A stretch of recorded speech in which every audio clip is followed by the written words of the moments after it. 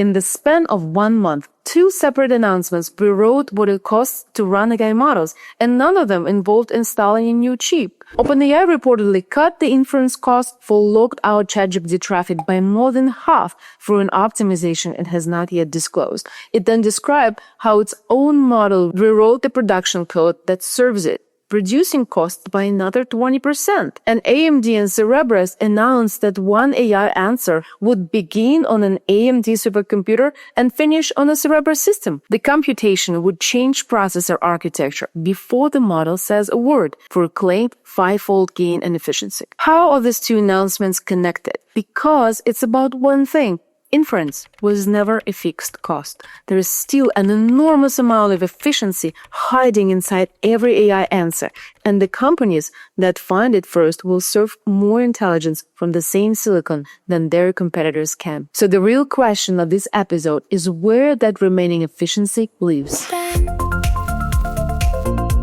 Attention span. Welcome to Attention Span by Turing Post. My name is Ksenia, and let me show you why the AI industry is taking inference apart. When you send a prompt to an autoregressive language model, inference proceeds in 2 main phases. The first phase is called Prefill. The model reads the input tokens together, runs them through its layers, and prepares the internal state needed to begin the answer. For an agent inspecting a repository, the code, instructions, and previous conversation all belong to Prefill. The model can process many input tokens in parallel through large matrix multiplications. Prefill largely determines how long you wait before the first output token appears. During Prefill, the model also builds a key cache. This is not a database of facts or long-term agent memory. At every attention layer, the model turns each prompt token into reusable key and value vectors. The cache stores those vectors for this request, so generation can consult them without running the whole prompt again. After prefill, the model can emit its first output token. Decode then feeds that new token back through the layers, consults the cached state, and adds new entries to the cache and chooses the next token. Conventional autoregressive generation has a dependency across output tokens, so the answer advances step by step. Hardware performs many operations in parallel inside each step, and providers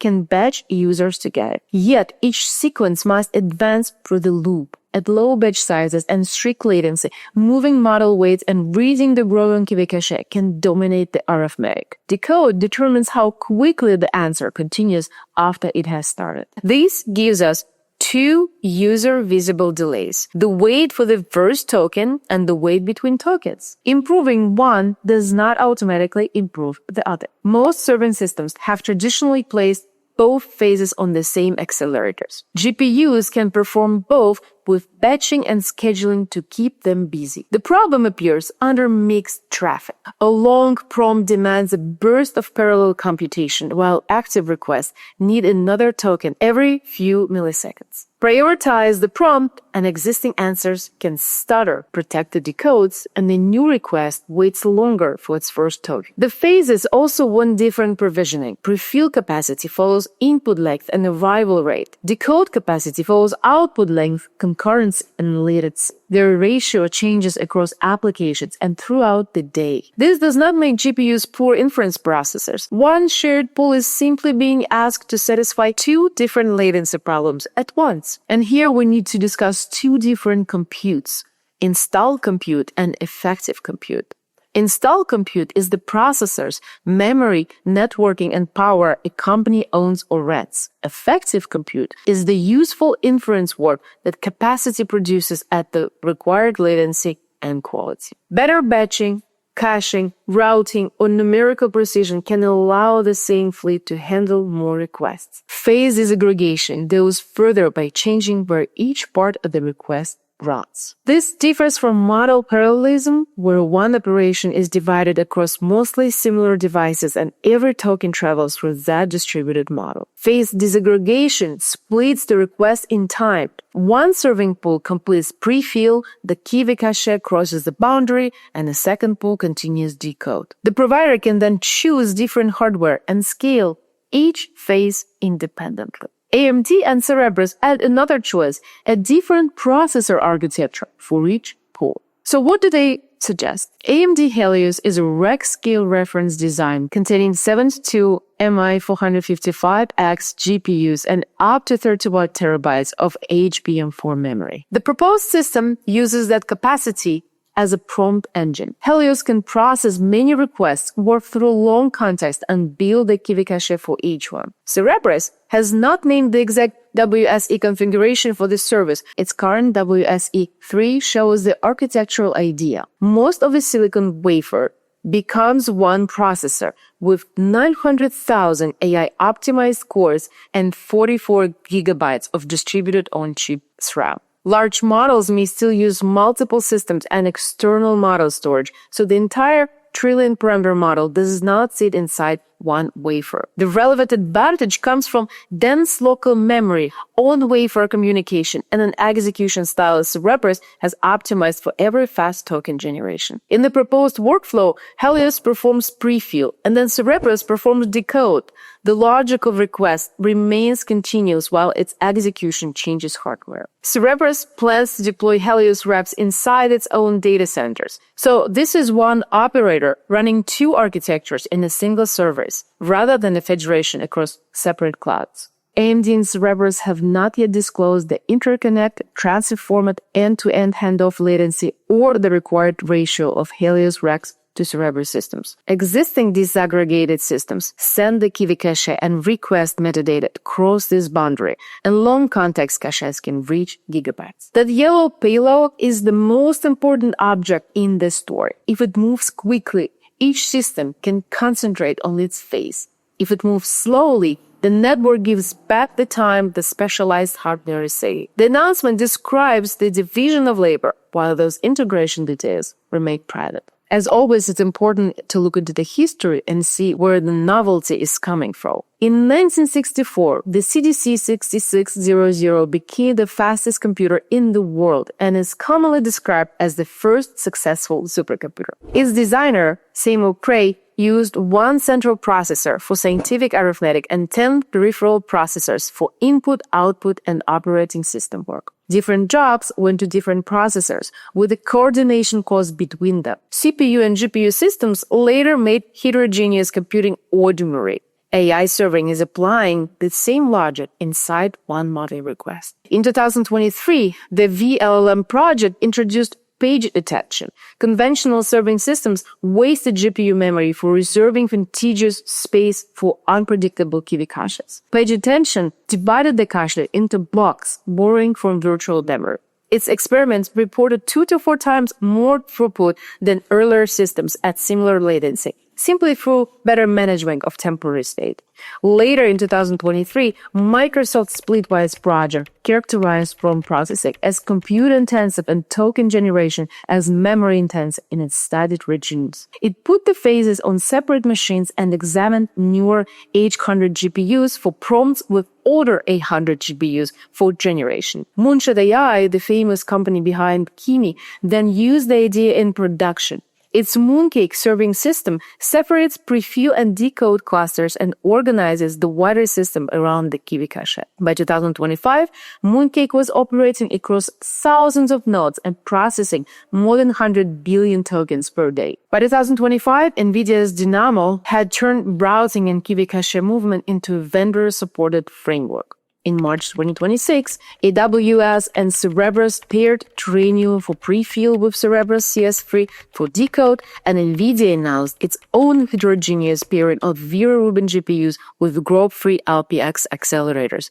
dividing the work and even finer granularity than the prefill decode boundary. In April 2026, an AMD and VLLM test found that separate MI300X pools improved the share of requests meeting its latency limits, while cache transfer would make the first token slower. AMD and Cerebras, therefore, did not invent that architecture. The novelty is the boundaries migration from research in 2023 to production at scale in 2025 to commercial hardware partnerships in 2026. AMD and Cerebras say the combined system is expected to deliver up to 5 times as many tokens per second per watt. But don't read too much into the headline. It can easily sound like a 5 times victory over a conventional GPU system, although the footnote describes a much cleaner comparison. The footnote says the number comes from modeling performed by AMD and Cerebras in July 2026 using the trillion-parameter Kimi-K 2.6 model. The comparison is between the combined Helios plus Cerebras system and a Cerebras WSE-only configuration at what the companies call a comparable level of interactivity. The result shows which operating point the companies optimized in their model. It suggests that moving Prefill away from Cerebras could reserve more wafer scale capacity for fast decode and serve more high-speed tokens per watt at the chosen interactivity level. It does not show that the joint system is 5 times faster than NVIDIA, that one answer arrives 5 times faster, or that every workload improves by the same factor. The result is modeled rather than measured on the planned production service. Prompt length, output length, batching, and network transfer all change the result.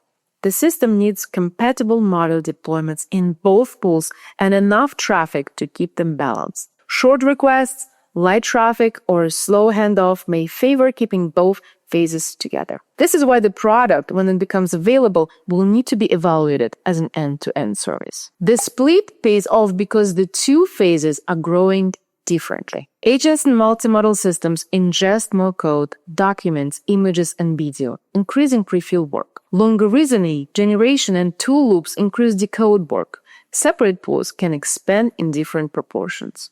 On July 29th, just this week, OpenAI described how it tries to serve more tokens with the same hardware. A request is first routed according to geography, available capacity, and accelerator type.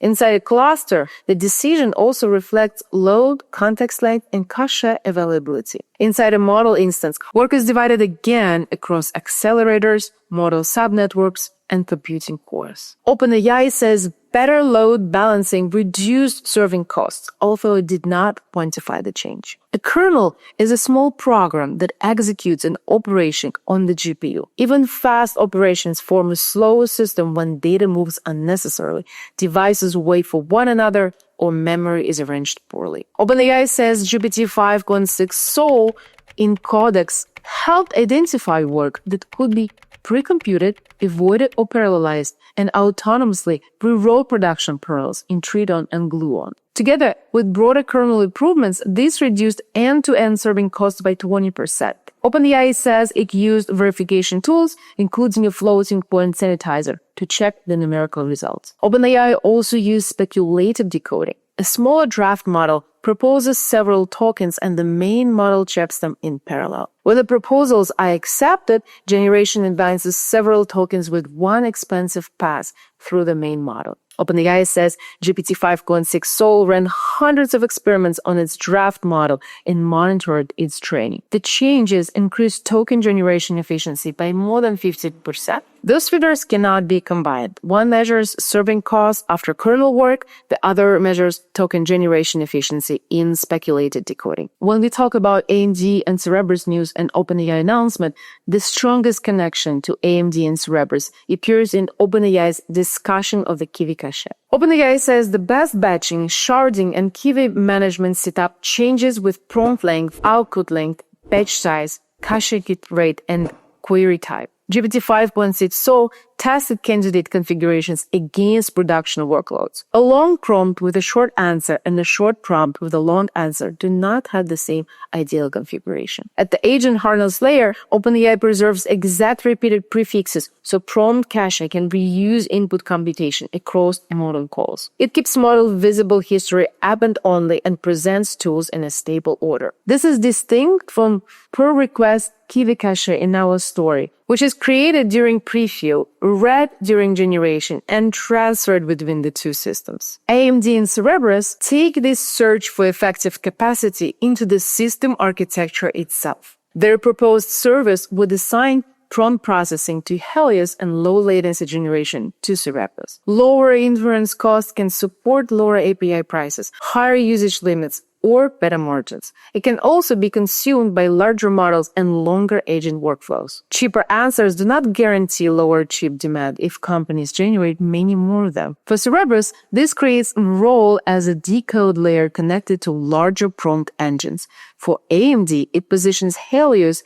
as the foundation of a heterogeneous service. If this approach succeeds, hardware comparisons will increasingly be made at the level of the serving system. Processors, memory, networking, Kiwi cache movement, scheduling, and software working together. Now we can return to that first request. Helios reads the long prompt and creates its working state. That state crosses the network and Cerebras continues generation. The user still sees one uninteracted answer. We open with the observation that inference was never a fixed cost, and now we can see where the remaining efficiency lies. Some of it sits in kernels and draft models, where OpenAI is searching.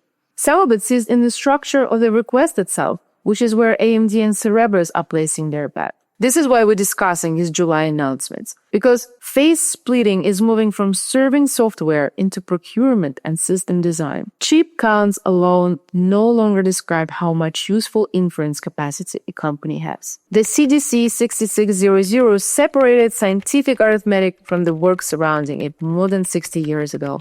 Then page attention optimized temporary state. Splitwise moved the phase apart, and Mooncake organized a production platform around their shared cache. AMD and Cerebras now want that division of labor to become a commercial service. Of course, we still need more measurements. We still need end-to-end evaluations. We need to know how fast the state moves, how the system behaves under mixed traffic, and whether the efficiency survives outside company modeling. In the end, this entire architecture will be judged by the yellow box in the middle. Can the Kiwi cache move quickly enough that two supercomputers feel like one? If it can, the useful unit of AI infrastructure will no longer be one chip or one rack. It will be the complete route one request takes through the data center. Thank you for watching. Let me know where you think more inference developments is awaiting. I'm always very curious to see your comments. And if you want us to grow, please share, hype, like, and whatever it takes to make it more visible. Thank you.